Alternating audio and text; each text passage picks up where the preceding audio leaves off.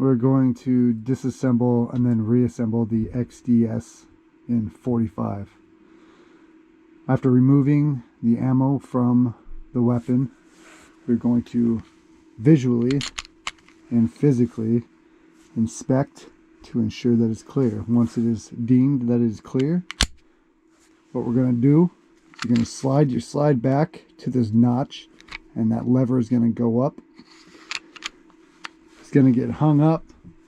What you're going to have to do is depress that trigger, and then the slide comes right off. Then the spring comes out, and then your barrel.